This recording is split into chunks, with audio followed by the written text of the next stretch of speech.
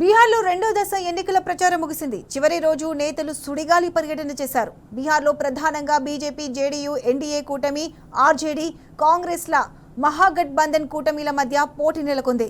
Jan Suraj party అధినేత ప్రశాంత్ కిషోర్ పోటీలో ఉన్న విజయావకాశాలు తక్కువే. ఓట్లను మాత్రమే చీల్చే ఛాన్స్ కనిపిస్తుంది.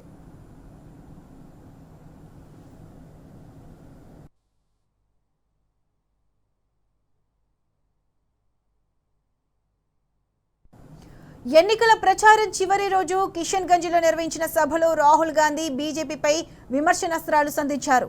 ఓట్ల చోరీని అడ్డుకుంటే బీహార్లో మహాగఠబంధన్దే విజయం అంటూ చెప్పుకొచ్చారు. బీజేపీ ఎక్కడికి వెళ్లినా ఓట్ చోరీ చేసే అధికారంలోకి వస్తుందని ఆరోపణలు గుప్పించారు.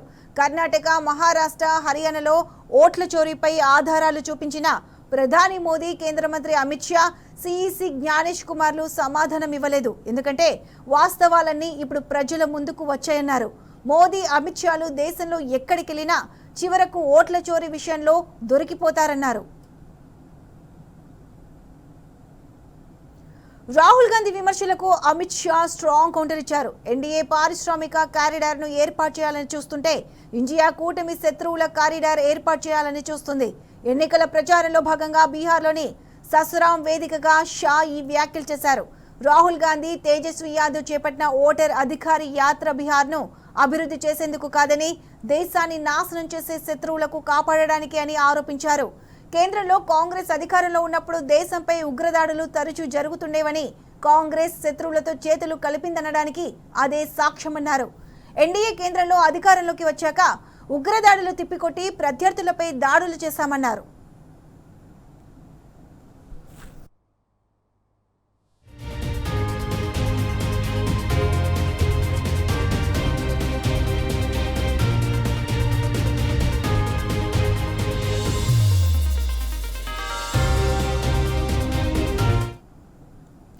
మరోవైపు జన్ సురాజ్ పార్టీతో తొలిసారి అభ్యర్థులను ఎన్నికల బరిలో దింపుతున్నారు ప్రశాంత్ కిషోర్. అయితే తాను మాత్రం ఎన్నికల బరిలోకి దిగట్లేదు.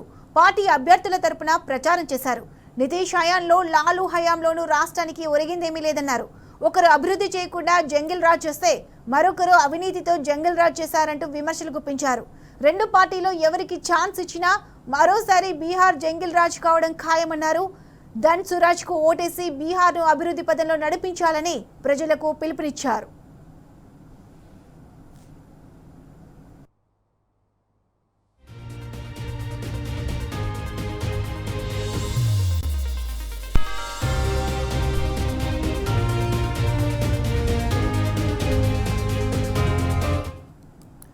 తొలి విడత ఎన్నికల్లో 121 స్థానాలకు 18 జిల్లాలో పోలింగ్ నిర్వహించింది ఈసీ. మొదటి దశ ఎన్నికల్లో మొత్తం 1314 మంది అభ్యర్థులు బరిలో ఉన్నారు. 3.75 కోట్ల మంది ఓటర్లు ఓటు హక్కు వినియోగించుకున్నారు. రెండో దశలో మొత్తం 122 స్థానాలకు నవంబర్ 11న పోలింగ్ జరగనుంది. రెండో దశలో 1302 మంది అభ్యర్థులు బరిలోకి దిగుతున్నారు. రెండో దశలో 4.09 కోట్ల మంది ఓటర్లు ఓటు హక్కు వినియోగించుకున్నారు. రెండో దశల ఎన్నికలకు నవంబర్ 14న ఓట్ల లెక్కింపు నిర్వహించనున్నారు. అదే రోజు ఫలితాలను వెల్లడించనుంది ఈసీ.